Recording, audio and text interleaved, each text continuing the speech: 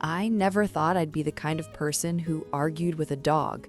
But there I was, 11:30 at night, standing in my hallway in my pajamas, having a full conversation with a 180-pound Boerboel who refused to let me walk to my own front door.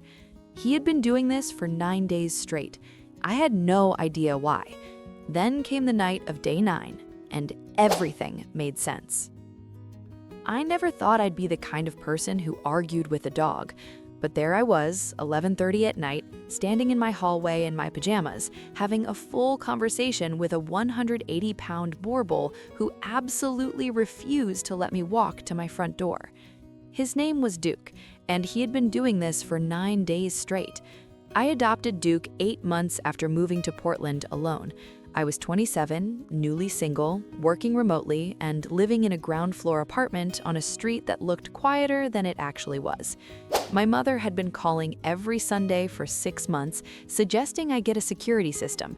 My sister suggested a roommate. My friend Carla suggested therapy. I went to Ridgeline Rescue on a Wednesday afternoon and came home with a 180-pound South African Boerboel who took up exactly 2/3 of my couch and snored like a freight train.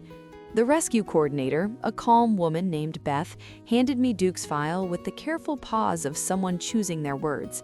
"He's been here 4 months," she said. 2 families before that. The first kept him 6 weeks. The second lasted 19 days. Both said the same thing. "He's too watchful, too intense. He makes people uncomfortable." I looked at Duke. Duke looked at me with amber eyes that did not blink. "I'll take him," I said. Beth looked relieved in a way that told me she had been waiting longer than she let on. The first week was its own education.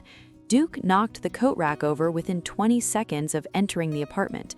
He sat on my couch and it shifted 3 inches to the left.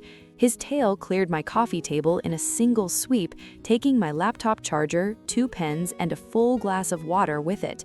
He snored so loudly the first night that I lay awake genuinely wondering if something was wrong with him. It sounded like a diesel engine idling 4 feet from my head. But here is the thing about Boerboels that nobody tells you before you adopt one. They are not clingy. They are not needy. What they are is deliberate. Every position Duke took in the apartment was chosen. The spot between me and the kitchen window while I made coffee. The place directly in front of the door every time someone knocked.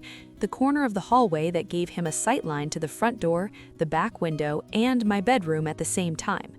I stopped thinking of it as quirky behavior around week 3. I started thinking of it as architecture. My friends did not share this perspective.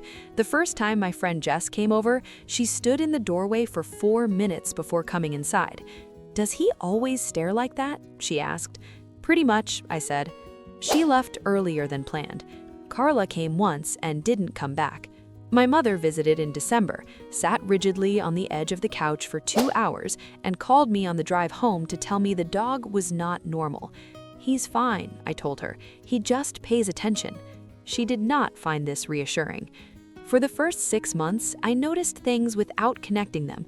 The way Duke positioned himself between me and the window every time a car slowed on the street outside. The way he stood at the front door for 3 minutes after my upstairs neighbor came home late one night, until he heard the deadbolt click. The way he woke from a dead sleep the one time my downstairs neighbor's smoke alarm went off and was at my front door before I had fully registered the sound. Small things, things I filed away without fully examining, but they were adding up.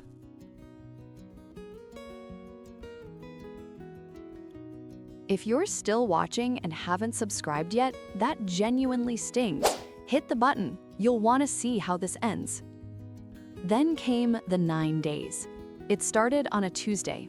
I had been for a run, come home, showered, and was heading to the front door to check the mail. Duke stepped in front of me. Not aggressively, not with any sound. He simply placed his 180-pound body between me and the door and stood there. I walked around him. He repositioned. I tried again. He moved again. I looked at him for a long moment. He looked back with the same expression he always had. Calm, certain, completely unbothered by my opinion on the matter. I checked the mail the next morning instead. This continued for 9 days. Every time I moved toward the front door after dark, Duke blocked it. Not every time I left the apartment, not during the day, specifically after dark, specifically the front door. I mentioned it to Carla over the phone and she said it sounded obsessive. I mentioned it to my mother and she said it proved the dog wasn't normal. I looked it up online and found nothing useful. On the 9th night, I woke at 2:47 a.m. to Duke standing over me, front paws on either side of my pillow, his face 6 inches from mine. Not barking, just there. He stepped back, turned toward the hallway, looked back at me. I had learned by that point to pay attention. I called 911. I could not have explained why with any logic that would satisfy a courtroom. 9 days of a 180-pound dog blocking my front door after dark had calibrated something in me that I didn't have language for yet. The dispatcher sent a patrol car. They found a man in the exterior stairwell adjacent to my unit. He had tools, the kind that have no business being in a residential stairwell at 2:47 a.m. The officer who came to take my statement told me 3 apartments in the building had been accessed in the previous 2 weeks. Mine had not been touched. She looked at Duke sitting quietly beside me in the hallway. "He's the one who told you, isn't he?" she said. I looked at Duke. 9 days, I said. She wrote something in her notebook. Then she looked back up. "You should listen to him more often." I didn't tell her I had been arguing with him for 9 days straight. My mother called 2 days later. She had heard what happened from my sister. There was a long pause before she said anything. "I owe that dog an apology," she said finally. "I know," I said. Duke is 3 years old now. He still blocks the front door sometimes after dark. I don't argue anymore. I have learned that when Duke decides something requires attention, he is not wrong. He has never once been wrong. Boerboels were developed over 3 centuries in South Africa to guard farms and families. They don't react. They don't panic.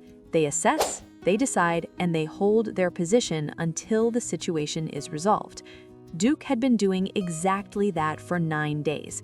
I was just too busy arguing to understand what he was telling me.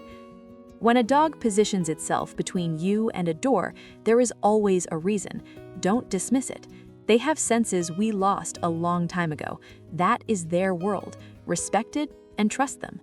Duke didn't need my friends or my mother to understand him. He just needed one person to stop arguing and start listening. Did Duke cross a line by deciding what was safe without being asked? Or did he do exactly what she couldn't do for herself? Tell me in the comments.